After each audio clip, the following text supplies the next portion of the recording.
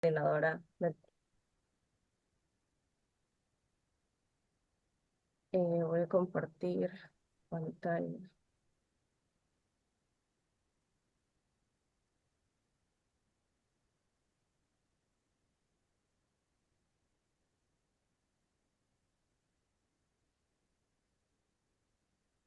¿Se ve mi pantalla? La presentación.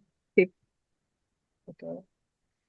Bueno, antes de empezar con las conferencias, queremos explicarles el motivo de por qué estamos aquí, quiénes somos nosotros, el equipo de Bambulab. Nosotros somos un equipo de 9 jóvenes que a principios de este año nos empezamos a cuestionar la práctica de la arquitectura aquí en Panamá, la constancia de los materiales que estamos utilizando y qué tan sostenible es esto que estamos haciendo en el país. Y más que nada, también como jóvenes tenemos una mentalidad de innovar y buscar nuevas alternativas. Entonces, comenzamos a reunirnos, el bambú nos unió a todos, básicamente, y esta insistencia de poder compartir conocimientos que no se estaban dando aquí en el país, poder colaborar, poder investigar y asimismo buscar nuevas formas de enfrentar los distintos problemas que afrontamos arquitectónicamente. Entonces, esto fue un proceso bastante rápido. Nosotros iniciamos en enero de este año como grupo y pues formamos parte de un festival en junio, creo que de este año. O sea, apenas estábamos iniciando como equipo y ya estábamos formando parte de un agente de cambio bastante importante que es este Festival de Arquitectura y Diseño Transversal.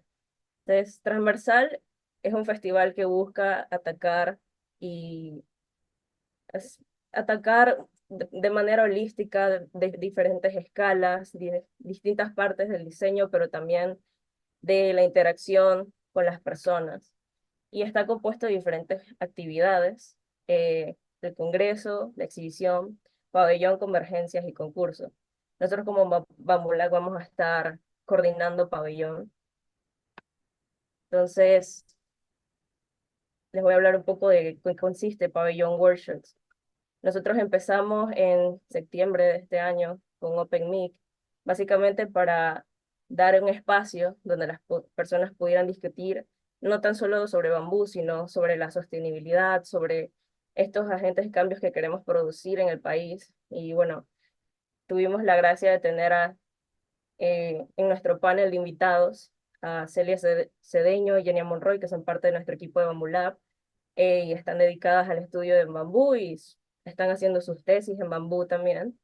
También tuvimos dos arquitectos dedicados a la construcción en bambú, Diego Salerno por parte de DFS Partners y Stephanie Finlay de Alpamaki. También a un miembro por parte del Ministerio de Ambiente. Y se abrió esta discusión no tan solo con profesionales, sino también con jóvenes, como pueden ver, eh, para hablar de estos diferentes alcances que podemos conseguir y cómo lo ve cada uno desde su perspectiva, ¿no? De estudiante, de profesional. Entonces, eso dio la apertura a Pabellón Workshops y toda esta experiencia que queremos construir, que inició con la experiencia Mamoní. Y llevamos a un grupo de personas a experimentar el material, esa vivencia de qué es el bambú y cuál es su versatilidad, la conseguimos yendo al Valle de Mamoní gracias a la Fundación de University. Y pues aprendimos este procesamiento del bambú no tan solo como un material, eh, también como un ser vivo y la capacidad que nos da para construir. Y luego eh, proseguimos con el primer taller que se dio en diciembre, el más reciente, diseñando y experimentando con bambú, que tuvimos la mentoría de Patrick Dillon, en donde empezamos a explorar, abrir un poco la mente, cómo el sitio nos va indicando diferentes hints, como pistas de qué es lo que él quiere que se produzca en el sitio y cómo esto va formalizando entonces la arquitectura que vamos haciendo, ¿no? Tiene una sensibilidad que también el bambú nos da esa flexibilidad de poder explorar esa versatilidad, ¿no?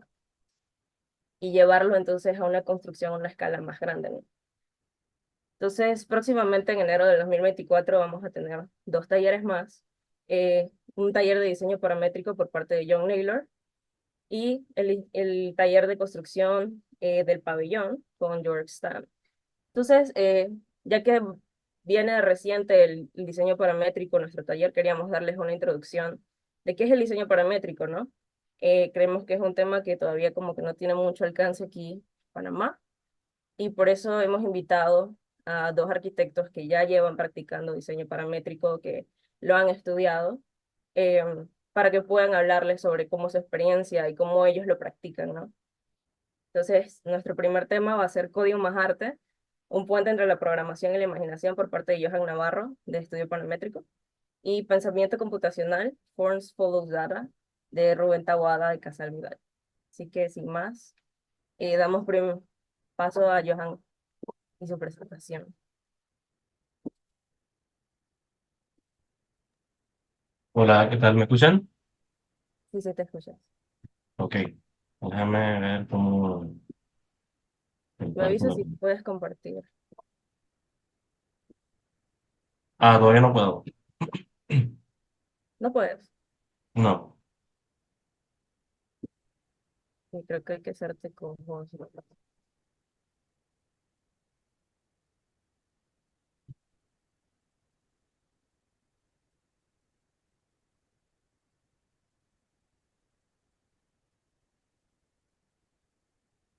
Creo que ya debería dejarte. Sí, ahora sí. Bueno, primero que todo, discúlpenme porque ayer pesqué un resfriado, así que ando todavía un poquito fuzzy con esto.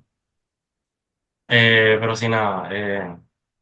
Básicamente, esto fue una presentación que casualmente hice yo trabajo en Mayor Arquitectos, y esta presentación la hice en una sesión de temas que se desencajan un poquito de la arquitectura y hablan un poquito más sobre otros temas artísticos, otras profesiones y demás.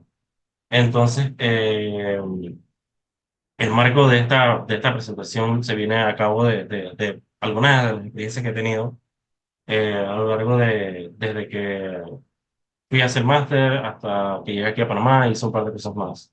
Entonces, el nombre de esta presentación es Código más Arte, un puente entre programación y la imaginación. Entonces, mi nombre es Johan Navarro, soy arquitecto, diseñador computacional, artista. Creo que durante casi toda mi vida he estado haciendo arte. Yo creo que yo salí entré a la universidad y seguí pintando. Y creo que, de alguna forma, creo que la carrera de arquitectura como que retroalimentó un poquito la percepción de lo que hacía un poquito. O sea, como que algunas de las ideas sobre el paisajismo, las plantas, el espacio, los colores, todas esas cosas como que influyeron un poquito. Y yo creo que el arte es algo que siempre ha sido parte de mí y lo será siendo. Eh, pero en el 2019 tuve la oportunidad de ir a Barcelona al máster de Parametric Design in Architecture en la Universidad Politécnica de Barcelona, donde allí yo creo que yo fui allá sin saber nada de Grasshopper. O sea, si acaso lo había visto y había visto, porque anteriormente había trabajado en Suma Arquitectos, y un muchacho que se llamaba, yo creo que ustedes lo conocen, no sé si es el apellido Chain, muchacho colombiano, yo vi que el trabajo de él usaba Grasshopper y Rhino y demás, y me interesó un montón. Esto potencial enorme, esto tiene un potencial enorme. Entonces, fui y hice el máster, y entonces allá fue un máster intenso en Grasshopper y Rhino, donde se tocaron varios temas sobre fabricación digital, sobre entender el mismo programa, sobre uno llevar una de estas simulaciones. Por ejemplo, este fue uno de los proyectos finales que yo hice, en donde simplemente hicimos uso de la flexión activa para poder generar la forma a través del form finding. Y creo que aquí en realidad no usamos bambú, pero él tiene una propiedad elástica muy similar al bambú, que estos son varas de GFRP, que ¿cómo se llaman? Son varas fibras de vidrio reforzadas. y las unimos con abrazaderas de plata. Esto fue un desafío porque, o sea, al final, inclusive recuerdo que cuando hicimos esto, a la presentación estaba, ¿cómo se llama? El creador de Kangaroo, el plugin este de Rhino y Grasshopper, que usan para la simulación eh, de esta simulación que se ve aquí a la izquierda, ¿no? Entonces él estaba ahí presente y a nosotros en medio de esto se nos rompió esto porque la fuerza de la flexión que hacía en uno de los puntos se había roto, en fin. Eso fue un desastre. Pero al final lo logramos presentar y esto fue el resultado final. Eh, Creo duró que como unos 4 días porque después llegó una ventisca horrible y se soltaron un montón de uniones en la parte de abajo. Al final por seguridad lo desmontamos porque no sabíamos si la presión de esto iba a aguantar o si iba a afectar a alguien en medio de las ventiscas. Así que esto, pero ese fue el resultado y fue hermoso al final. Entonces, ¿qué es el diseño computacional? Muchas palabras se tiran al aire. Yo desde que entré sabiendo que diseño paramétrico eran los RIPs, todas esas, de que las curvas y la vaina y las formas así complejas y cosas. Pero ya a medida que fui introduciendo, mucho se ha debatido sobre qué es lo que hacemos, qué es lo que hace una persona, un arquitecto que pasa a hacer programación visual y demás. Entonces han surgido estos términos como diseño generativo, diseño computacional. Yo me guío mucho más por el diseño computacional porque es una palabra que engloba mucho más el campo semántico sobre lo que es el diseño paramétrico, el diseño generativo, que son partes de lo que haría un diseñador computacional. Entonces, para mí, en lo personal, del diseño computacional es cualquier método que use una persona para, ya sea cualquier método computacional, ya sea usando procesos de análisis, evaluaciones, iteraciones y la expresión estética que esto tenga. Eso es para mí lo que representa eh, un, un arquitecto computacional. No necesariamente yo diría que tiene que saber programación, pero sí tiene que desencajarse un poquito y usar el poder de la programación para, de alguna forma, catalizar mucho más y enriquecer el proceso de diseño. Entonces, dentro del diseño computacional están todas estas, todo o sea, este paraguas de funciones relacionadas a la profesión como la fabricación digital, el diseño algorítmico, el form finding, que es lo que les mostré antes, el análisis computacional, todas estas, el AI, el machine learning que está súper de moda ahora y demás. Todo este abanico yo diría en lo personal coincido bastante con esta gráfica que hizo Soumya Bernanke en la cual engloba pues todo el contexto que hay dentro del diseño computacional y qué es lo que involucra la profesión en sí, o el campo profesional. Entonces, para los que quizás no han visto nunca Rhino y Grasshopper, Rhino es un programa o sea, es un programa muy similar a AutoCAD, diría, nada más que modela mejor y se ven mejor las cosas. Pero dentro de Rhino existe Grasshopper, que es como un plugin que vive dentro de Rhino. Este plugin es en realidad una interfaz de programación visual para el modelado 3D o análisis de datos. Aquí, por ejemplo, para crear una línea tú necesitas dos puntos, un punto de inicio y un punto final. Entonces, dentro del proceso de Grasshopper, para poder hacer una línea que quizás en Rhino es súper fácil hacer una línea, ¿qué dices tú? Es súper fácil hacer una línea.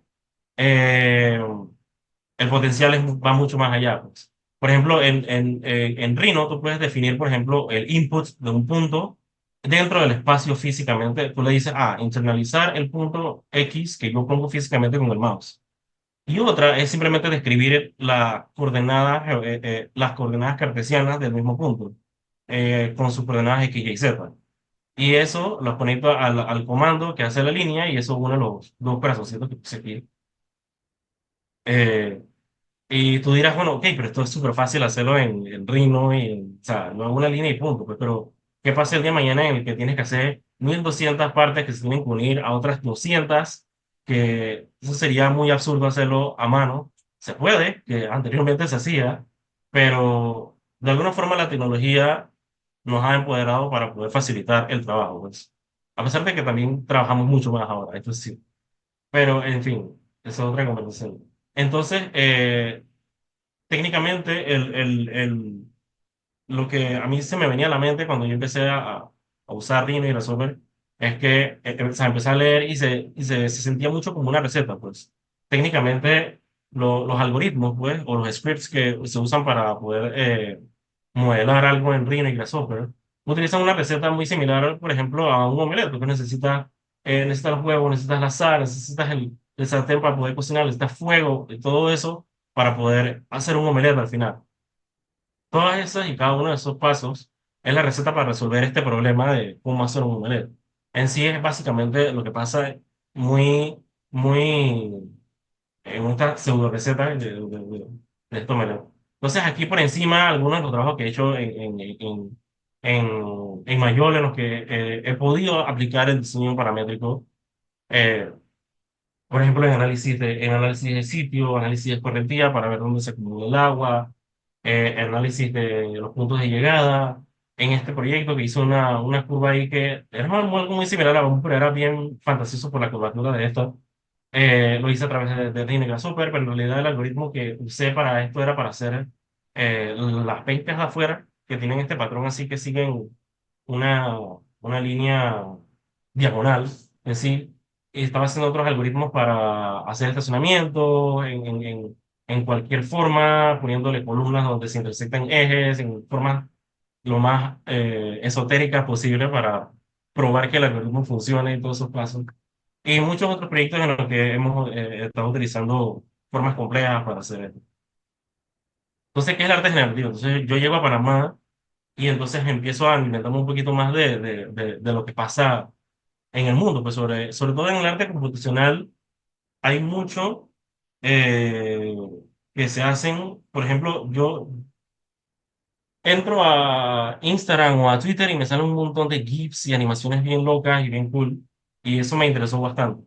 Entonces, por ejemplo, aquí en Panamá está Jorge Ledesma, que lo conocí casualmente en el subasta del MAC de 2020, que él casualmente, bueno, era una obra similar a esta, pero no era esta, y él utilizaba métodos computacionales para poder hacer sus piezas. Entonces, de alguna forma, el arte generativo es todo arte que es generado a partir de comandos y la programación. Pues son artistas que saben programar o que tienen una noción de ello y utilizan la computadora para poder iterar muchas alternativas y propuestas hasta lograr la pieza que ellos quieren. Eh, Está Ixchel también, que es súper famosa aquí en Panamá, que vendió estas piezas a millones de dólares y demás. O sea, es un campo muy interesante. Y bueno, cuando llegué aquí a Panamá, entonces se me ocurrió la idea de hacer como este estudio personal, que es un blog personal en realidad, donde eh, hago diseño paramétrico, hago análisis de otras cosas. Pues. Así que, como todo estudiante que sale de la universidad, vamos a hacer un estudio de algo. O sea, esto es estudio no sé qué o no sé qué arquitecto. O sea, esto es así. Entonces, nada, empecé yo a aplicar algunas de las cosas que aprendí en el máster, haciendo composiciones súper locas, animaciones. O sea, porque me encanta la animación. Yo me acuerdo que durante la universidad yo estuve mucho en actividades, haciendo promociones de eventos y demás cosas. Y entonces me introducía la edición de video, la edición que usaba en ese tiempo, Cinema 4D, pasar algunas propuestas de arquitectura, una locura porque yo ni sabía qué estaba haciendo en ese tiempo. Pero esto fue así y bueno, por ejemplo, en este proyecto este es uno de los videos que encuentran en mi página de Instagram. Yo agarré este proyecto de Vi, me gustó la forma así de estas catenarias que se pasan sobre esto. Yo creo que esto es como esto es una central de trenes, creo, algo así. Y entonces se me ocurrió hacer como este breakdown de cómo sería el cuento paramétrico detrás o sea, este proyecto, porque es bien bonito. Y entonces de esa transformación se me ocurrió hacer esta animación para divertirme un poquito sobre la forma en sí de lo que es que me pareció muy cool en realidad. O sea, me gustó al final. Y esos corazoncitos son los que están en Grasshopper y es lo que es. Entonces, ahora voy a hablar por encima de algunas de algunos de los proyectos en los que he trabajado. Generalmente proyectos en los que artistas se me han acercado en los últimos 2 años, se me han acercado, hey, mira, necesito ayuda con esta pieza y me gustaría que me ayudaras a ver cómo hacer el montaje y demás. Y al final también un proyecto de arquitectura con bastante carácter computacional, ¿no? Entonces, este proyecto se llamaba Imprinted, que forma parte de esta exposición que ella hizo de The Aguas de Mamá, que Las Aguas de mi Madre, que es una combinación de esta pieza con una pieza sonora la pieza la hizo Isabel Budes y Iga Van der Hoef hizo el audio de la pieza sonora que está ahí. Técnicamente, esta pieza está inspirada pues en la topografía de un río, del río Caroní, allí en Venezuela, y es un llamado un poquito más a la minería ilegal de oro allá en la región y demás. Entonces ella decidió hacer esta pieza que ella ya tenía unos apuntes, ya tenía una idea de, hey, mira, yo quiero una rejilla tal, con tantas piedritas y demás. Al final de tanta iteración, hubo cosas que, por ejemplo, yo estaba aquí en Panamá y está en Francia ahora mismo, entonces es una cuestión como que ella me decía, de que, mira, esta vez probé con estas piedras reales, pero el peso de la pieza no aguanta la vara que yo quiero, porque la vara tenía que ser súper delgada para que no se viera en la composición de la pieza, pues, escultural. Entonces, hubieron varias iteraciones ahí hasta que apareció más o menos el proyecto, ¿no? Entonces, técnicamente, la idea computacional de esto es definir el boundary alrededor, trazar una rejilla, que es la rejilla que ya me había dicho de tanto por tanto. Eh, Técnicamente, hacemos una extrusión. De la extrusión salía para la impresión 3D casualmente. Eh, Pierre, que es uno de los muchachos que está trabajando con ella ya, estaba encargado del taller de impresión 3D. Entonces, él me decía, hey, necesitamos que estos huequitos sean más grandes. O sea, están muy chiquitos porque necesitan un poquito más de tolerancia para poner las varillas ahí. Entonces era mucho más fácil mover un slider en Grasshopper y que vamos a poner un poquito más y ya. No tiene que yo ponerme, si esto lo hubiera hecho en Sketch me hubiera vuelto loco. Yo tenía que poner que copiar unos tres, quizás no me hubiera tomado tanto tiempo. Pero, ¿sabe? Esa es la belleza un poquito de cómo se enriquece el proceso de modelado a través de softwares. Entonces, hicimos una insinuación de cómo sería el río a través de este rango de la rejilla. Y entonces, para poder representar la topografía, yo hice dos superficies, ¿no? Hice una superficie arriba que más o menos simulaba la topografía de la pieza en sí, que no es es una representación, no es una topografía eh, uno a uno de lo que es el lugar. Entonces, como era una pieza tridimensional, hicimos esto. Yo utilicé esa superficie para entonces trazar los puntos donde estaba eso hasta la superficie. Entonces, una vez allí, el largo de las varas tenía que ser clasificado. Y yo sí quería que las varas tuvieran un largo específico, que tuvieran un largo medible, no un largo con puntos decimales y algo. Entonces, en Grasshopper tú puedes eh, hacer que las varas midan cierta altura dependiendo del rango en el que están. Por ejemplo, todas las que miden 2.2 o 2.4 o 2.1 yo diría que fueran 2.5. Pues, si están en ese rango, todas van a ser iguales. Y así se crea como un escalado un poquito más fabricable amablemente. O sea, en ese sentido, pues. Se hicieron las piedritas que también se modelaron en 3D. Eh, Al final, yo le entregaba a ella un plano donde se contaban cuáles piezas iban de cuáles colores, en qué posición, cuántas varas de tanto largo hay, el modelo tridimensional de la rejilla para poder em, imprimirla en 3D. Entonces era eso. Técnicamente, esto es el montaje, la representación de cómo es el montaje. Y nada, al final, esta fue la pieza que se hizo. El gran trabajo de esto fue gracias a Pierre-Luc y a María Isabel, que fueron los que realmente hicieron la pieza posible. Yo simplemente fui como que el visualizador de las ideas de María Isabel.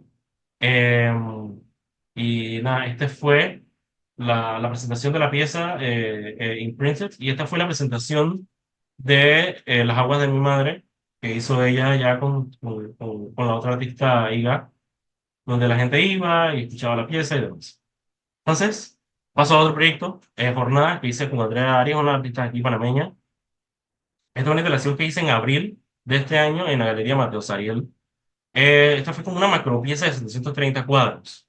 Técnicamente, ella lo que quería representar eh, era como un tejido del tiempo. Cada uno de estos cuadros representaba uno de los días de los 2 años y medio que pasaron durante la pandemia y demás.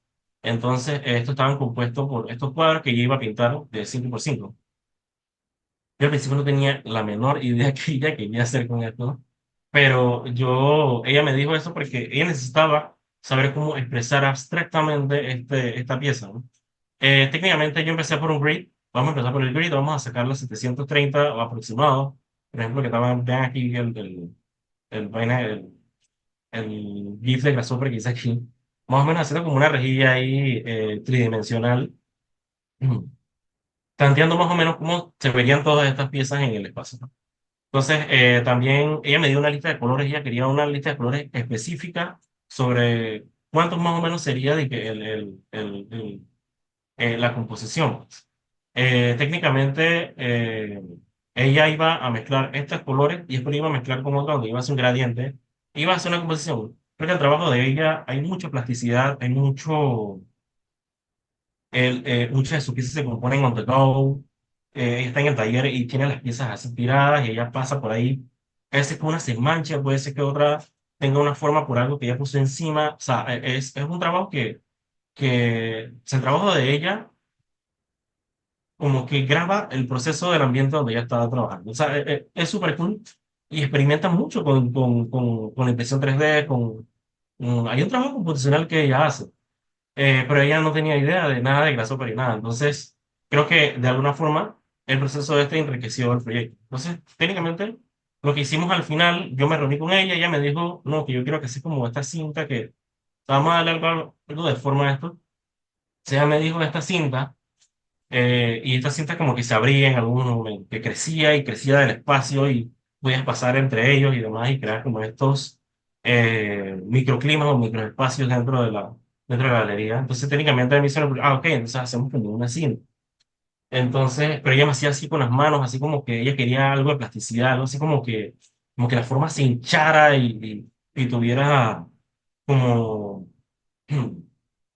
como esa erupción que ella tiene en algunas de sus piezas. Así que yo le aventé como un noise en las partes en las que la pieza se separaba de la pared.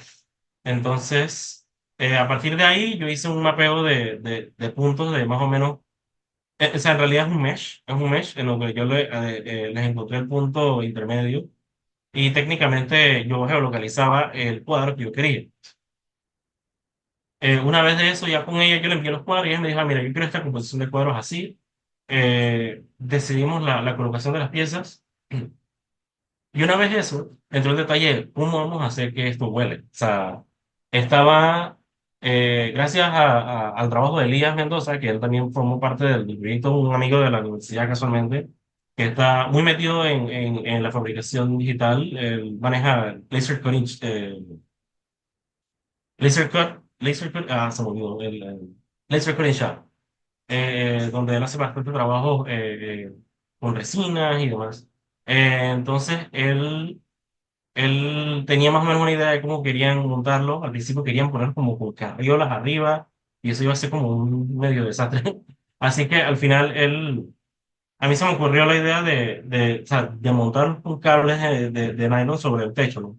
A mí se me ocurrió la idea de usar como una sombra de la pared. O sea, que yo agarré las partes que estaban afuera, agarrar los puntos y yo hice como esta silueta, es como un mesh que encuentra como eh, el contorno cóncavo y el contorno cóncavo y convexo de estos puntos. Y técnicamente yo le di algo de suavidad y para que se viera un poquito mejor. Y entonces técnicamente lo elevamos y con eso nosotros sosteníamos esas piezas. Entonces, bueno, este es Andrea y como les dije, yo fui como unas 2 o 3 veces a su taller y es así, que tenían las piezas así, donde ella primero le pasaba una mano de pintura y después le pasaba spray y demás para hacer su composición.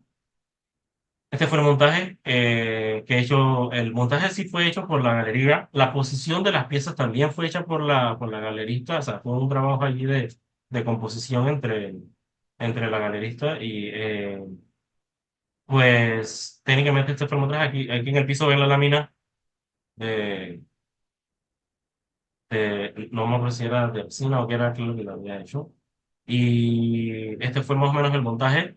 Hay algunas cosas que no había tomado en cuenta, inclusive cuando modelé, por ejemplo, las luces que estaban en el sitio, tuvieron que en el sitio que mover un poquito las que se habían separado de la pared, porque las luces no estaban allí. Entonces, son cosas que pasan dentro de un montaje de arte y bueno, pero al final logramos sacar la exposición y quedó, fue un éxito. Y bueno, por último, voy a hablar de este proyecto de Hong Kong Drone Port, que esto fue un proyecto de un concurso que hice a finales en 2022. Es un concurso de esta página de, ¿cómo se llama? Non-Architecture. Era un desafío de 3 dibujos, 3 láminas. Creo que nos dieron como 5 meses, no me acuerdo cuánto, pero el tiempo pasó volando y no tenía mucha idea de qué iba a hacer. Pero sí tenía muchas ganas de experimentar con algo que estaba viendo en ese entonces. Entonces, esto es un proyecto internacional donde tú nada más envías los dibujos con una medida específica y demás. Estaba basado en Hong Kong, justo en el área del Banco Central de, de Hong Kong, en el área de la isla de Hong Kong. Empecé a ver algunas referencias sobre qué se habían hecho anteriormente, proyectos que vi, al menos estos proyectos de Norman Foster, que son un prototipo aún que hizo Norman Foster, esto lo hizo Saúl Ajuria, y lo vi y bueno, me pareció muy interesante, ¿no? Pero yo para ese entonces estaba viendo este plugin que se llama Monoceros. Monoceros es un programa que utiliza y que el Wave Function Collapse, que es como un algoritmo que técnicamente lo que hace es encontrar relaciones entre, entre componentes que se encuentran, ¿no? O sea, él encuentra una relación entre esa región. Ahora más o menos le explico. Esto fue bueno, se lo salió del estudio de Subdigital, que fue creado por Jan Todd y Jan Bernecki, que ellos son los que desarrollaron el plugin Monoceros. Eh, pero ellos fueron muy inspirados en los desarrolladores de juegos, Maximum Booming y Oscar Stalberg, que hicieron el juego Townscaper. Entonces, técnicamente, de manera muy sencilla, eh, el algoritmo funciona con una cuadrícula ortogonal. Inicialmente tenemos un mundo definido por una gráfica matemática. En este caso está representado por esta cuadrícula 3D en la cual él desarrolla estas relaciones, ¿no? Y está un conjunto de reglas que describen lo que puede ocupar cada mosaico en la cuadrícula dependiendo de cuáles sean sus vecinos. O sea, yo puedo desarrollar que una cuadrícula o un tipo de cuadrícula puede solamente relacionarse con con otra. Entonces, esto realmente me encontró bastante interés porque yo siempre he visto como que un futuro bastante prometedor en la prefabricación de los materiales porque agiliza la construcción, es mucho más rápido el montaje y hay ciertos beneficios que tiene eso. Estos son algunos de los gráficos del algoritmo en los que Jan Bernecki basó Monoceros, que es, por ejemplo, este Wave Function Collapse, que crea como una función y una relación entre píxeles, ¿no? En los que él pone una relación de, mira, si este píxel, por ejemplo, en este que hay un mundo de agua y área verde, si él pone agua, acerca del agua puede haber o más agua o una orilla, y si hay una orilla hay área verde, y si hay área verde hay un camino, y así la función de decisión del algoritmo colapsa todo el, el problema y se extiende a una imagen que está aleatoriamente generada, pues. Y este es más o menos lo que estaba haciendo Townscaper. En el juego Townscaper va Oscar Stalberg, que hizo esta generación de mundos en la cuales tú puedes hacer como ciudades y hacer edificios y se fomentaba este landscape aquí de edificios así portuarios muy bonitos. Y demás. Entonces, más o menos esta fue la premisa por donde arranqué el proyecto.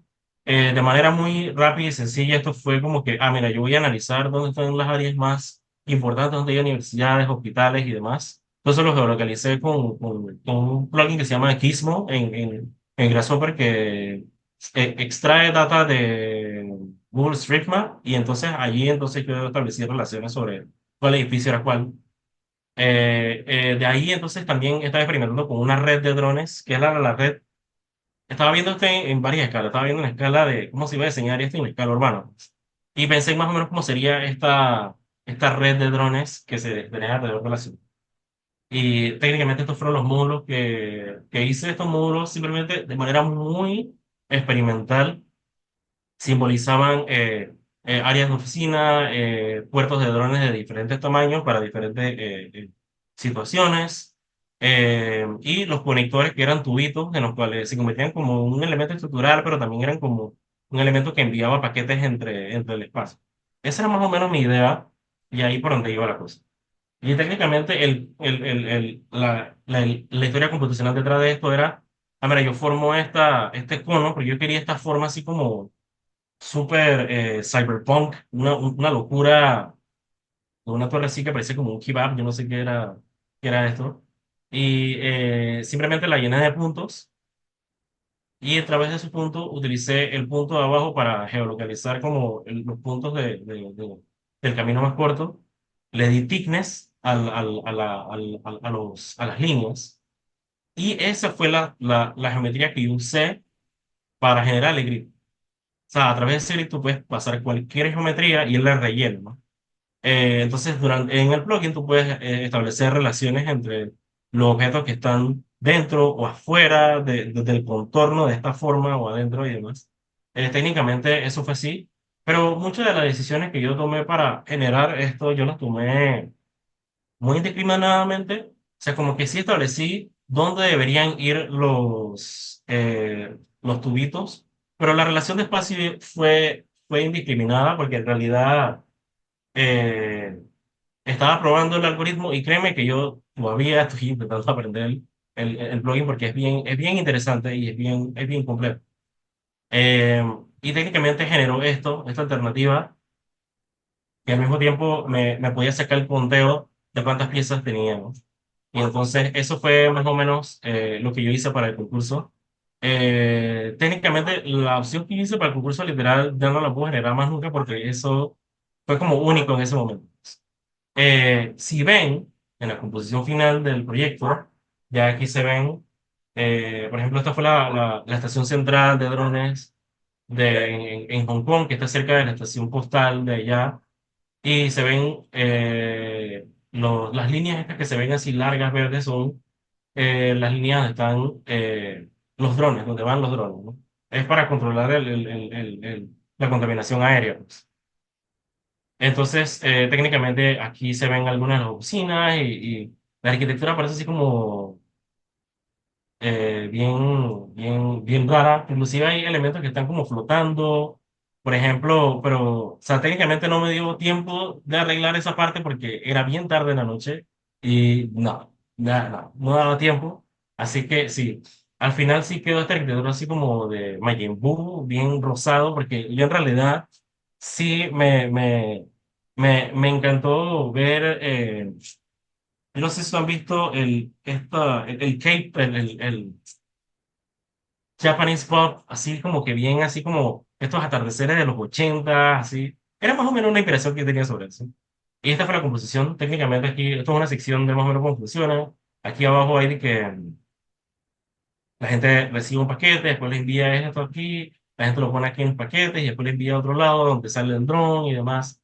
Técnicamente esa era la idea muy conceptual de cómo funcionaba esta red de edificios. Y técnicamente esto era cómo funcionaba a nivel, a escala urbana, pues, las tres networks que yo había establecido como una red para emergencia, una red para víveres, otra vez para hospitales o cosas así. Esa era más o menos la idea conceptual que tenía detrás de esto. Y bueno, esto fue la mención honorífica. Yo no gané el concurso. La mención honorífica creo que la ganó un uruguayo que hizo algo, una locura. O sea, hizo como que era el año 2000 no sé qué y se inundó el planeta y habíamos descubierto cómo hacer edificios antigravedad y era todo volando y la gente usaba lanchas y o sea, una locura. Eh, Generalmente estos concursos de non-architecture son bien artísticos, son bien así como que en el vibe. O sea, hay gente que ha ganado concursos haciendo doodles, todo depende, ¿no? Mucho de la ejecución artística, la idea, que la idea sea bien genuina y es técnicamente eso. Y bueno, eso es todo. Así que, listo. Wow, muchas gracias.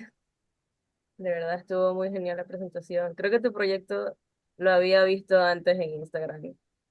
Ah, sí, Eh, ok, bueno. Sí, muy chévere. Bueno, vamos a continuar con Rubén, con su presentación de pensamiento computacional. Rubén, ¿estás ahí?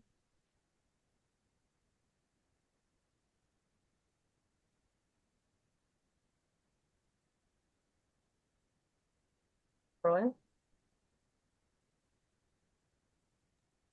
Aló, aló, aló. aló, sí te escucho. ¿Qué tal? ¿Cómo estamos? Bien, ¿qué tal? ¿Estás listo? Sí, sí, súper listo. Primero de todo, bueno, darle las gracias a todos por la invitación. Felicidades a Johan por su presentación, me gustó mucho, la verdad. Eh, Creo que había hablado con Johan hace un par de años atrás, yo creo que cuando acaba de llegar de Barcelona.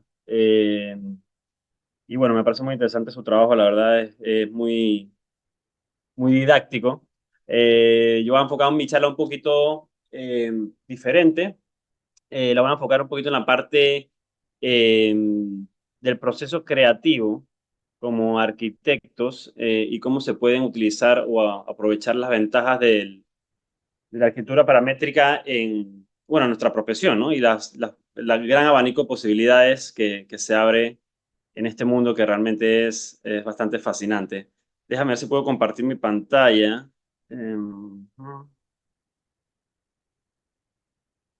Para allá, para allá. Ok, listo. Segundo. ¿Estamos bien? Ah, ¿me ven? ¿Me ven? ¿Ven la pantalla? Sí, Ok. Em, ok, pensamiento computacional. Nosotros los arquitectos siempre estamos pensando en cómo generar forma. Inclusive los grandes arquitectos también tienen miedo a esa hoja en blanco. O sea, el tener un proyecto nuevo y cómo generar una forma que tenga sentido es muy importante para nosotros como profesión. Ese punto entre concepto y resultado pasa por procesos de recopilación de data. Nosotros en nuestra cabeza la procesamos y entonces generamos una forma. Pero en este proceso creativo, la parte media, que es la parte donde nosotros procesamos la información, pierde muchos elementos importantes para poder calificarlo de una forma cualitativa o cuantitativa. David Rutten, que fue el creador de Grasshopper, él decía que estaba muy preocupado porque los arquitectos utilizamos muchas frases de otras profesiones que no las entendemos simplemente para llenar ese espacio vacío que a veces tenemos los arquitectos de hablar sobre nuestros proyectos. Yo creo que a todos nos ha pasado, sobre todo cuando estábamos estudiando, que creamos un proyecto y de repente para sustentarlo nos inventamos que, bueno, que la forma era porque teníamos un sol muy radiante, entonces pusimos unos parasoles en forma de triángulo que nos funcionaban perfectamente. Y cuando vamos a ver el sol realmente pasaba por la parte de atrás del edificio y atrás no pusiste ningún tipo de parasol. Entonces ahí es cuando empezamos a perder un poquito la realidad de nuestra profesión. Nos convertimos en una especie de semidioses que nosotros tomamos decisiones al garete, donde simplemente lo sustentamos con nuestro ego al final, y eso es lo que tratamos de evitar con la arquitectura paramétrica o con los procesos computacionales. Es llevar esa parte subjetiva, donde nosotros realmente nos sustentamos a veces con cosas que no son, a un proceso mucho más ordenado, porque al final al diseñar paramétricamente uno va como registrando los pasos que va haciendo y uno los puede sustentar de una forma mucho más pesada, ¿no? Ahí es donde viene el nuevo paradigma de la arquitectura, pensamos. Ya no es algo de escenografía, sino que es algo que va a ir sustentado tanto la parte ambiental como la parte demográfica, y todo poderlo ingresar dentro de un código o dentro de un proceso algorítmico en el cual informa nuestro proyecto. Ahora, es cierto que nosotros, evidentemente, la arquitectura es una profesión que va de ciencia a arte, pero hay muchas partes que sí podemos cuantificar y cualificar, ¿no? Voy a dar una pequeña reseña de cómo, o sea, cómo llegamos a este punto de la computación en la arquitectura, dando un par de ejemplos del pasado. Evidentemente, el padre de la computadora o de las primeras computadoras fue Alan Turing. Me imagino que ya muchos lo conocen. Él, aparte de ser biólogo, también era matemático, era descifrador de códigos, fue el que se encargó de prácticamente de acabar la Segunda Guerra Mundial con la creación de su máquina, la máquina de Turing, descifrando el código Enigma, que era la máquina de los alemanes que utilizaban para cifrar sus mensajes entre ellos, ¿no? Y hay una película muy buena en Netflix que si tienen la oportunidad de verla y no la han visto, mírenla porque realmente está bastante interesante, y van a ver ahí un poquito más sobre este tema, ¿no? Y es por esto que las personas más influyentes en este momento, todas tienen que ver con computación, desde Bill Gates, Jeff Bezos, Elon Musk, Zuckerberg, Steve Jobs, que aunque no era programador, su socio sí, Steve Wozniak, porque ellos han comprendido el mundo de una forma mucho más compleja, ¿no? Ellos han podido descifrar cómo básicamente controlarnos. Ellos deciden qué vemos en las redes, ellos deciden cómo pides un transporte con tu celular, bueno, esta misma charla que estamos dando con la computadora, el software que utilizamos, porque conocen cómo hacer esos software, cómo programarlos, ¿no? Hay muchos lenguajes de programación que podemos ver, algunos ponen Python de primera, otros no, pero es sumamente importante que entendamos un poquito sobre esto. Yo creo que las escuelas ahora mismo deberían enfocarse no solamente en dar inglés, nosotros los hispanohablantes, por ejemplo, sino también dar desde muy pequeñitos lenguajes de programación, porque son los que están dando forma a nuestro mundo, ¿no?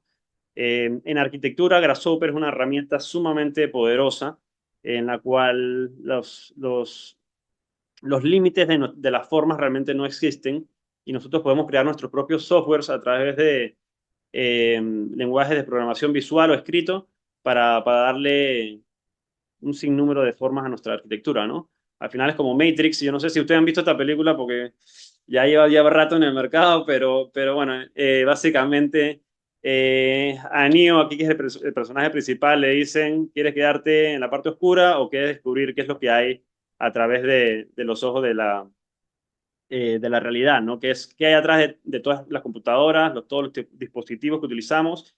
Y no es nada más que códigos, que cuando los entendemos podemos ver mucho mejor cómo se maneja todo, ¿no? Y cómo podemos descifrar el mundo. Que va muy ligado también, que esto es otro tema que sería para otra discusión, pero lo que me gusta tocarlo porque también es sumamente fascinante, que es el tema de la biomimética y el origen de la forma. Yo creo que nuestro mejor profesor es la naturaleza. Yo puse aquí cuatro grandes personajes sobre la biomimética, que es Philip Ball, Janine Benyus, Sean Carroll y Michael Pauling, que te hablan de cómo se dirige la forma en la naturaleza. O sea, la naturaleza básicamente es el mejor diseñador paramétrico que existe. Ellos se encargan de crear todo lo que vemos a nuestro alrededor y formas sumamente fascinantes como es el brócoli romanesco, las mismas burbujas o la piel de la serpiente, que si nos dijeran que es algo hecho por computadora probablemente lo creeríamos. Y este tipo de geometrías han inspirado muchos proyectos alrededor del mundo, como el Water Cube de Beijing, el Eden Project de Grimshaw en Reino Unido, y este proyecto que me parece muy interesante, que se llama el Teatro de Singapur. Es un proyecto que está inspirado en una fruta asiática. Básicamente, lo que hace es que crea una especie de piel que se abre y se cierra según las necesidades del sol y de sombra que tiene el edificio. Ahí es cuando empezamos a alimentar un poquito la arquitectura con cosas que realmente sí se pueden cuantificar, ¿no? Esto es un pequeño video rapidito que les voy a poner sobre un comportamiento de aves.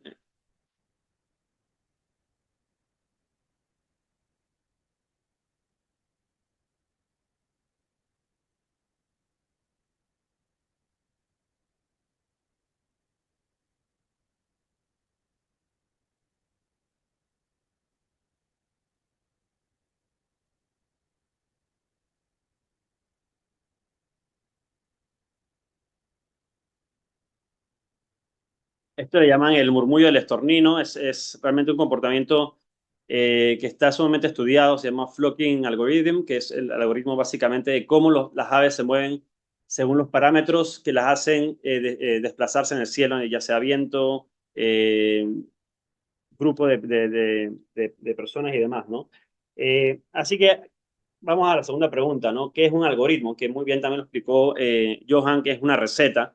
En este caso yo puse un pastel, pero bueno, al final es lo mismo. Eh, uno necesita azúcar, huevo, harina, aceite. Bueno, yo no sé si son los ingredientes del pastel, porque no tengo ni idea cómo cocinas pastel, pero más o menos me imagino que será algo por el estilo.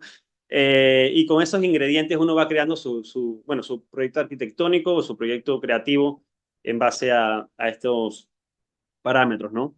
Si nosotros ponemos en Google ahora mismo, esta es una imagen totalmente, lo que te sale en imágenes de Google, buscas arquitectura paramétrica y esto lo que te va a salir es una gran rango de diferentes tipologías dentro del diseño paramétrico. Y les voy a hablar un poquito sobre eso, ¿no? Como los 5 tipos de... Ah, bueno, antes de eso les voy a hablar sobre los pasos para hacer parametricismo, ¿no? MoodLab, que es una empresa que se dedica a hacer estudios paramétricos para diferentes empresas. Tuve la oportunidad de estudiar con uno de los directores de ellos, lo explicando de una forma muy sencilla, que es, por ejemplo, si yo quiero hacer un círculo, pero que tenga formas onduladas, para hacer una forma, por ejemplo, parecida al de una flor, ¿cuáles serían los pasos a seguir, no? Entonces, esa es la parte del pensamiento computacional que necesitamos. Básicamente necesitarías un origen, que es el centro del círculo, una orientación y 3 diferentes radios, ¿no? Para empezar a dividir tu geometría. Vamos a hacerlo un poquito más sencillo, ¿no? Esta es la primera imagen. Aquí tenemos los 3 radios. Dividimos los 3 radios con diferentes puntos. Después eliminamos aleatoriamente o los que queramos reducir para generar la forma y creamos entonces pues uniones entre 2 puntos y finalmente los arcos de la parte perimetral, en este caso un edificio. Y luego podemos empezar a trabajar con parámetros diferentes, que esa es la belleza de trabajar paramétricamente, que uno no tiene que empezar de cero, simplemente es ir agregando partes o puntos en tus geometrías y vas a generar un montón de diferenciaciones y posibilidades que probablemente no habías pensado en un inicio. Y manualmente, nos decía también Patrick Schumacher en su conferencia con Zaha Hadid, que lo bonito de la arquitectura paramétrica es que uno obtiene mucha diferenciación.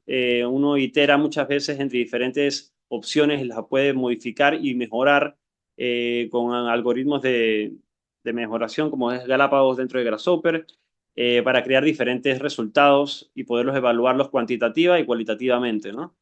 En este caso generaron varias torres con diferentes fachadas, simplemente con un algoritmo bien sencillo, ¿no? El parametricismo tiene diferentes rubros, fabricación digital y arquitectura, que muchas veces se mezclan entre ellos.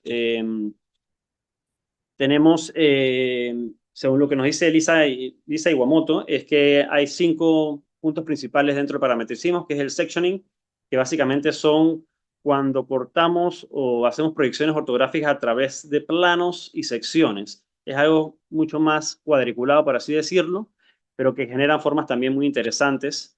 Las teselaciones, que son una colección de piezas que encajan sin huecos para formar planos y superficies. Tenemos también el folding, básicamente es para crear imágenes o superficies en terceras dimensiones. Tenemos también el contouring, que es básicamente cuando tenemos eh, materiales que vienen normalmente en plancha, llámese una plancha de plywood eh, o una plancha de ACM, utilizamos un CNC para hacer cortes y formas diferentes a través de herramientas digitales, ¿no? Y por último tenemos el forming, que básicamente lo encontramos en todo lo que vemos a nuestro alrededor, ya sea los moldes de los celulares, de las computadoras, y esa sería la quinta, por decir así, herramienta digital que tenemos, ¿no? Ahora les voy a presentar, por otro lado, algunos proyectos que hemos realizado. Este proyecto en específico, ya un poquito más basado en arquitectura. Este proyecto en específico fue un proyecto que realizamos en el año 2013 en Londres cuando estaba estudiando. Era un pabellón. La idea del pabellón era estudiar las diferentes formas y curvaturas que se podían hacer con un material rígido como es la madera, simplemente a través de cortes y patrones en los cortes, ¿no? Entonces se estudiaron también los materiales propios del material, isotrópicos, azeotrópicos, y se empezó a hacer lo que era el pabellón, ¿no? Se empezó con un cubo sencillo, se empezó a hacer un par de secciones, se le dio una forma de banca para que la gente se pudiera sentar y se empezaron a estudiar los patrones, ¿no? Estudiamos patrones en forma de estrella, zigzag, lineales, y cada patrón le daba una propiedad diferente a la madera, que en principio era un material rígido, a ser un material mucho más maleable. Y basándonos en eso, hicimos estudios de estrés en la madera, los puntos clave y los puntos más eh, críticos para la construcción. Se hicieron modelos 3D, otras imágenes y finalmente se hizo una lógica de ensamblaje. Como no podíamos, ok, las máquinas tienen ciertas limitaciones, así que lo que hicimos fue seccionar el pabellón como en 8 pedazos para luego unirlo finalmente a través de uniones de fibra de carbono, ¿no? Y este fue el resultado final que se logró con el proyecto, ¿no? Esto es unas bancas paramétricas, esto simplemente para enseñarle como ejemplos prácticos que hemos podido realizar. Esto fue una banca que estamos haciendo actualmente en la ciudad de Colón. Eh, lo positivo también de trabajar paramétricamente es que puedes obtener información muy precisa. Yo soy un poquito reacio con el SketchUp porque siento que a veces uno jala por un lado y no se da cuenta bien qué es lo que está haciendo, a diferencia de trabajar con software un poquito más, vamos a decir, formales, como Rhino Grasshopper, que uno va poniendo las medidas, los procesos mucho más ordenados y te va quedando como un historial de lo que vas creando y te crea planos realmente precisos al momento de su fabricación, ¿no? Esto ya es en construcción en Colón, ya está bastante todo desordenado, pero bueno, ya está en sus etapas finales, ¿no? Esto es un proyecto que hicimos en Santa María, en Panamá. Hicimos un estudio de masas. Aquí el cliente tenía un tema de que había mucha competencia en cuanto a los metrajes cuadrados y no sabía exactamente qué realizar, así que lo que hicimos fue un análisis de cuál sería la masa o el volumen más apropiado para poder sacarle provecho a su inversión, ¿no? En base a eso salió este producto final, que es una torre que tenía 4 diferentes tipos de plantas. Ya estos son imágenes finales de render finales, pero para que tengan una idea de lo que se pudo lograr, ¿no? Esto es otro proyecto que se realizó en Cocuyé, que es básicamente también es en Colón, pegando con San Blas.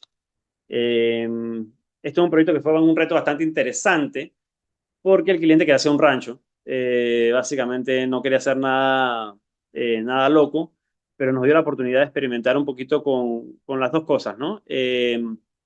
Lo que era construcción vernacular bueno, con material y cosas muy del área, muy rudimentarias, muy autóctonas de la zona.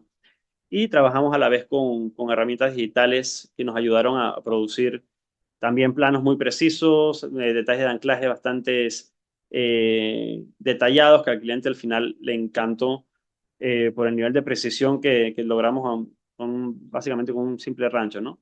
Ahí vemos detalles de conexiones, todo dividido. Esta es una de las imágenes en 3D. Esto es la parte posterior. Creo que no puse la de construcción, pero ya se realizó el proyecto, ¿no? Por último, les voy a mostrar un proyecto que es bastante extensivo en su análisis y su forma. Esto es un proyecto que estudiamos la escala, la parte ambiental, la lógica programática, la conectividad, eh, donde la idea del proyecto era colocar la mayor cantidad de personas en un terreno, pero sin afectar las partes cualitativas ni en las áreas verdes que merecemos todos como ciudadanos, ¿no? Igualmente se hizo un análisis de masas, era lo que más convenía. Se hicieron análisis solares de qué profundidad deberían tener los apartamentos, de qué separación entre edificios deberían tener, haciendo análisis solares donde básicamente lo que cambiaba eran las alturas y las separaciones. Se hizo un algoritmo de agregación celular, basándonos un poquito también en lo que era la naturaleza. Se crearon reglas de unión celular donde cada uno de los elementos que vemos ahí, por ejemplo, el verde era espacio verde, el azul era espacio privado y el amarillo espacio semipúblico. Se hicieron reglas de vuelta de agregación. A cada 400 metros teníamos que tener parques, diferentes tipos de variables. No voy a meter mucho en la parte técnica porque creo que no vale la pena, simplemente es para que entiendan un poquito qué se realizó. Eh, Aquí hicimos también un algoritmo de branching que es básicamente basado en el crecimiento de las ramas de los árboles. Grasshopper tiene varias herramientas que te pueden ayudar a hacer diferenciación en este sentido. Se hizo un mesh a través de una triangulación de Lano, que es un tipo de red para unir puntos.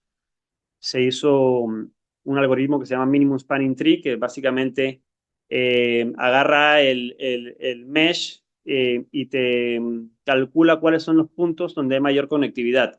Esto es muy útil para hacer, por ejemplo, calles y urbanismo, porque te identifica cuántas conexiones tiene cada calle. En este caso, si vemos el número 4, significa que tiene 4 puntos de conexión, 1, 2, 3 y 4.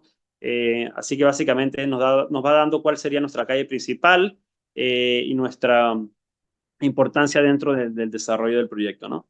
En base a eso, evidentemente, en la calle principal pusimos la mayor cantidad de edificios altos, porque va a tener mayor concurrencia de personas y vamos bajando entonces la escala hacia las esquinas del proyecto, ¿no? Se realizó también una especie de librería de tipologías donde pudimos hacer un algoritmo que nos permitía agarrar el edificio uno por uno, rotarlo y ubicarlo según el que tuviese la mayor cantidad de sombra, ¿no? Como era el proyecto está ubicado en el trópico, la idea era que la mayor cantidad de sombra fuera la que rigiera en la posición del edificio, ¿no? Este fue el resultado, no final, pero uno de los preliminares. Este es el algoritmo de masa que se realizó, que iba rotando y cambiando según las especificaciones del proyecto. Esto fue una sección del proyecto que se pudo obtener dentro de ese superbloque, como le llamamos, donde el layer inferior era un layer de vehículos y los layers superiores eran de personas y circulaciones, ¿no? Esto es una imagen conceptual de lo que se realizó, las conexiones que había entre los edificios. Esta es una sección esquemática también de lo que se realizó y agarramos bueno, diferentes códigos y herramientas visuales para generar este resultado final. Me estoy saltando muchos pasos, pero sé que tenemos aquí el tiempo limitado, pero básicamente hicimos un solo edificio. Si se fijan, el edificio de la izquierda es igual que el de la derecha, pero lo que hacía el algoritmo es que agarraba el lote, le hacía un ajuste automático, asociativo, y lo convertía en los diferentes, o sea, lo transformaba en un edificio eficiente en los diferentes lotes, ¿no? O sea, todos los edificios ahí son iguales, el mismo casi que el modelo es casi que igual, no exactamente, pero tiene la misma geometría, creando espacios bastante humanos, donde tenemos circulaciones interiores y posteriores eh, para peatones y basado únicamente en calidades y cualidades cuantitativas que pudimos medir para poder obtener este resultado, ¿no? Así que yo creo que básicamente es eso, y soy me salté muchos pasos, pero es para que entendieran un poquito el alcance bueno, de lo que es la arquitectura paramétrica, empezando desde lo que era la computación hasta, bueno, hasta o sea, un edificio o un desarrollo urbano donde podemos cuantificar y cualificar todo y nos alejamos un poquito ya lo hice porque me dio la gana, ¿no? Así que, básicamente, bueno, esto sería la presentación. Sí. Listo. Bien, chicos, no sé si alguno de los participantes tenga alguna preguntita, puede levantar la mano. Si no, le escriben en el chat.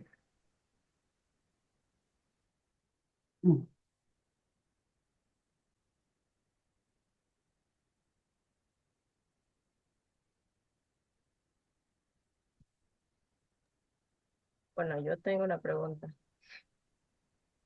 O sea, que cuando tú empiezas a desarrollar un proyecto de esta magnitud, Rubén, como estabas describiendo al final, ¿qué tantas variables tienes que tomar en cuenta cuando lo quieres desarrollar paramétricamente? Ok, eso es lo más importante. Básicamente lo que acabas de decir, has dado en el clavo. Uno tiene tantas opciones que realmente uno tiene que empezar a cuantificar qué es lo más importante, ¿no? Tiene que hacer una pequeña lista. Por ejemplo, en nuestro caso, lo que más nos rigió en ese último proyecto eran distancias. El algoritmo de distancias de agregación era muy importante.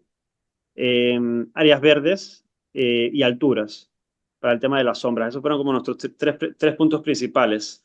Cada proyecto va a tener su reto y su diferente evaluación, y lo importante es obtener eso, o sea, saber elegir esos parámetros para que el resultado sea positivo. Es muy fácil perderse en el camino, eso también es lo peligroso de esto, porque hay tantas opciones, o sea, básicamente es un mundo ilimitado de parámetros que uno puede elegir. Así que lo importante también, por eso pienso yo también que la inteligencia artificial a veces no creo que reemplace el pensamiento humano, porque eso es lo más importante, la parte del pensamiento crítico de nosotros como diseñadores, ¿no? Entonces ahí es cuando uno se da cuenta cuando un proyecto es bueno o uno malo. Yo en la universidad, donde tuve la oportunidad de estudiar, creo que había una de las más brillantes mentes, que era Zaha Hadid. Vi muchos estudiantes de ella que realmente los productos eran bastante malos y estaban llenos de códigos y de parámetros, y aún no se da cuenta de que no solamente es utilizar la herramienta, sino saber utilizarla, ¿no? Así que eso va cuestión de ensayo y error.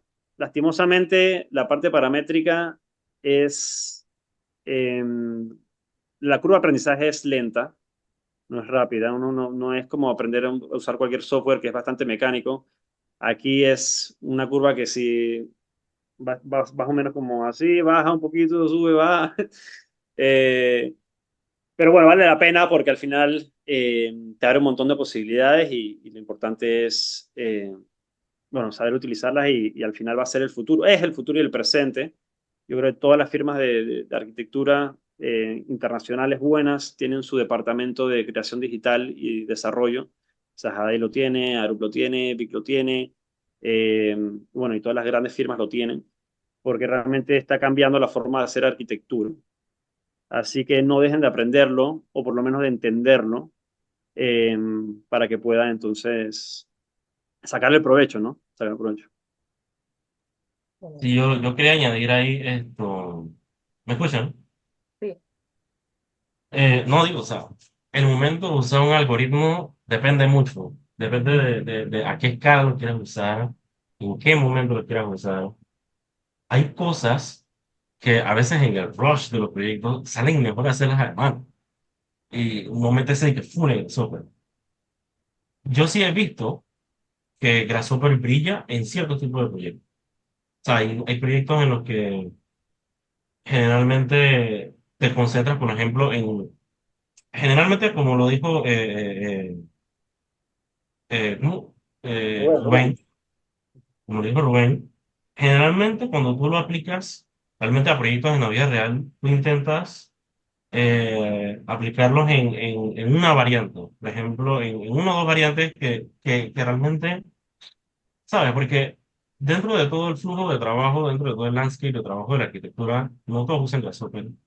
Uno está usando Revit, otro está usando CAD y demás. Entonces, integrar todo el sistema dentro de un algoritmo mega hiper grande es casi imposible, al menos ahorita aquí no.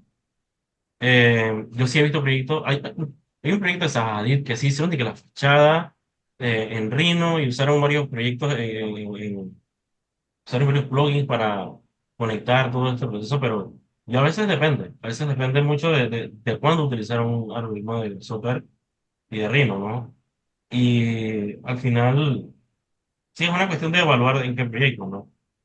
Pero creo que la concepción siempre ha sido esa, pues de que los proyectos de arquitectura generalmente lo que son como museos o cosas así como que bien artísticas, es donde debería usar Grasshopper, pero en realidad Grasshopper también tiene muchas otras más funciones y muchos más aportes aparte de las clásicas eh, formas así curvas y demás. O sea, al final, gran parte de la arquitectura que se hace en el mundo real es residencial, comercial, eh, dependiendo, o sea, los más comunes, que es una gasolinera, áreas comerciales y demás, los menos comunes que están ahí son áreas residenciales y demás, y los menos comunes son museos dentro de ese gráfico, pues. Entonces, hay una oportunidad también, pues, de poder explotar el potencial de la super dentro de la industria en otras áreas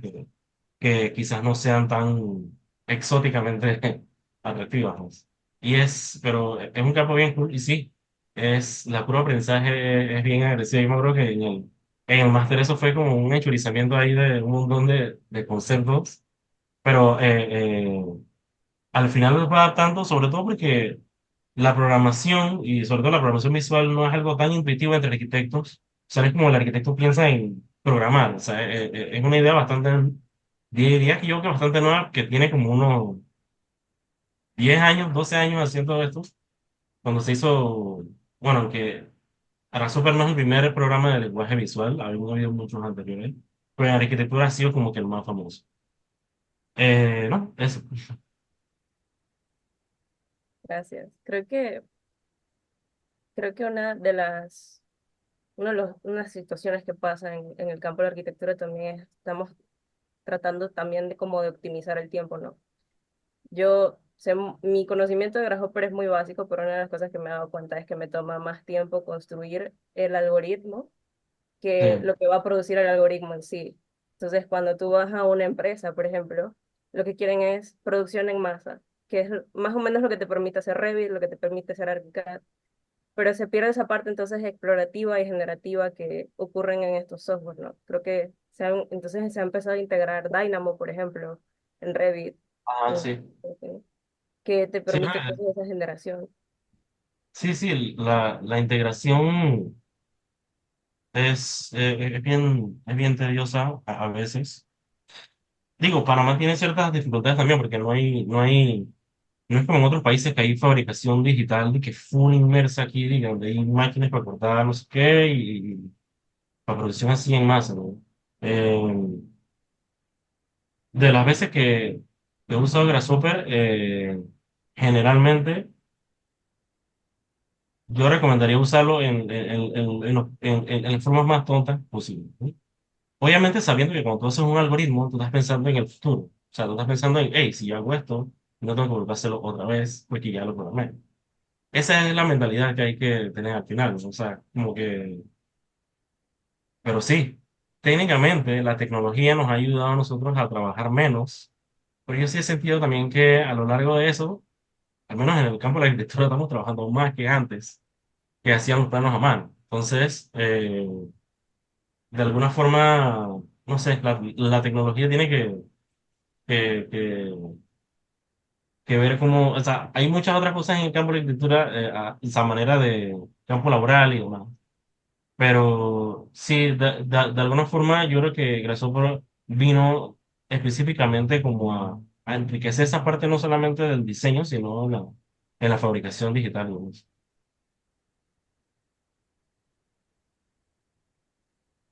¿Alguien más tiene una pregunta? Si no, para cerrar. Ok, sí. Ariel Cajar dice, a su consideración, la educación arquitectónica en Panamá debería irse adaptando a la nueva, aunque no tan nueva, realidad que supone lo generativo, paramétrico y computacional en general, y cuál podría ser un punto clave a repensar. Yo pienso que sí. Bueno, cuando yo soy un poquito más viejo que ustedes, pero cuando yo empecé a estudiar Grasshopper, eso fue como el año 2009, 2010, no había nada de información en la calle. Yo me tuve que ir hasta Costa Rica en bus a la Universidad de Veritas de Costa Rica. Ellos ya lo estaban aplicando allá. Y eso a mí realmente me da bastante tristeza porque no puede ser que hace ya 10 años, o bueno, más, mierda, perdón, hace no, 12 años ya estaban allá trabajando en eso y acá todavía yo veo que estamos muy verdes en ese tema. Como te digo, yo tuve la oportunidad después de salir y estudiar afuera y estar en firmas internacionales y o sea, es sumamente común que te pidan Grasshopper, Revit y herramientas paramétricas. Básicamente, si no las sabes, está bastante desactualizada y fuera de oportunidades de trabajo. Aquí en Panamá, como decía bien, decía Johan, uno tiene que saber elegir dónde agarrar sus batallas porque vivimos en el mundo del promotor, ¿no? Aquí el promotor te dice, quiero lo más barato, lo más rápido, y aquí es el mundo del gypsum y el promotor hay a veces muy pocas oportunidades de experimentar, pero es importante que nosotros como arquitectos, y sobre todo ustedes que están un poco más jóvenes, es no perder esa ilusión de poder proponer cosas diferentes y hacer cosas diferentes. Con las herramientas tradicionales se pueden hacer cosas buenas, no digo que no, claro que sí, pero esto es una oportunidad para desarrollarse y especializarse en algo que todavía en Panamá tiene mucho, mucho crecimiento y pienso que futuro también, ¿no? Nos va a costar un poquito más, pero creo que sí se puede lograr y va a ser reconocido en el futuro, ¿no? Ya vemos acá en Panamá muchas licitaciones también, por ejemplo, que te piden temas BIM, antes era casi que impensable. Muchas veces el cliente cuando el precio después lo elimina, pero bueno, ahí estamos llegando, yo creo que a un punto importante donde cada vez se va agarrando más peso, ¿no? Sí, o sea, últimamente lo que piden es, tú tienes que saber Revit. Si, al menos si vas a entrar en una firma, tienes que saber Revit. Ujú. Eh, pero al final, definitivamente, al menos en el campo académico, muchos se pueden beneficiar de esto, la verdad. O sea, al menos de ese tipo de pensamiento, pues. ¿Sabes? Porque yo, de alguna forma, yo sí acepto que primero en la academia uno tiene que empezar como un poquito a entender qué es la arquitectura, cómo se diseña, cómo se dibuja, cómo se come esto. Pero ya cuando va llegando quizás a un nivel mucho más avanzado del campo de la enseñanza académica, se puede introducir, no quizás de que en full engine, pero bien un poquito de cómo es, hey, hay un campo computacional donde tú puedes hacer cosas locas de que, hey, todos estos proyectos académicos en los que yo me fumo lo que sea y quiero hacer y que la forma loca, las puedo hacer ahí, pues, y puedes experimentar en eso. Esa sería una oportunidad bien cool, pero no hay muchos profesores de diseño computacional y no somos muchos aquí en Panamá. O sea, yo quizás ahora conozco a Rubén, quizás conozco a, yo no sé, hay como 10 personas aquí que saben Grasshopper. O sea, es como que una locura. Pero al final, eh, yo creo que enriquece mucho el diseño. Es muy, o sea, a mí en lo personal me cambió la vida completamente. O sea, es, créeme, o sea, y siendo sincero, esta fue la única parte así como de la carrera de arquitectura que realmente como que despertó una chispa, pues. Porque quizás en arquitectura yo estaba de que, mira, mi segunda opción era diseño, ¿qué? Diseño gráfico, después arquitectura, después administración de empresas, como siempre. Pero, ¿sabes? Uno empieza entrando en la arquitectura así como, tú sabes dibujar, y bueno. O sea, así yo entré en arquitectura. Entonces, eh, pero técnicamente este campo despertó como que esa curiosidad por eso. Eh, es un campo nuevo, es un campo sí, que lleva que desde 2008 que se hizo súper, sin otras herramientas más usadas. Pero de verdad que sí se beneficiaría, claro, a nivel académico, por lo menos una introducción súper básica sobre las herramientas que hay ahora mismo de punta, pues. Creo que es una herramienta que también en la parte analítica es demasiado funcional, en la parte de evaluar, en el análisis de sitio y terreno. Creo que en esa parte académica por lo menos se podría implementar. Eh, ¿Alguien más tiene una pregunta? ¿No? Bueno, muchas gracias, Johan, Rubén, por acompañarnos y por darnos de su tiempo y por estas magníficas presentaciones y abrirnos un poco más la mente sobre el diseño paramétrico. Ojalá más adelante podamos seguir teniendo más de estas conversaciones y que ustedes puedan estar también en el espacio. Y bueno, nada más como un disclaimer, decirles que nosotros como Bambolat también vamos a estar dando becas para este taller de diseño paramétrico, 5 si no me equivoco, por si les interesa estar pendientes de nuestras redes y que puedan participar y introducirse más en el tema. Así que bueno, muchas gracias y que pasen buena noche. Muchas gracias, más vale. Vale, muchas gracias. Chao.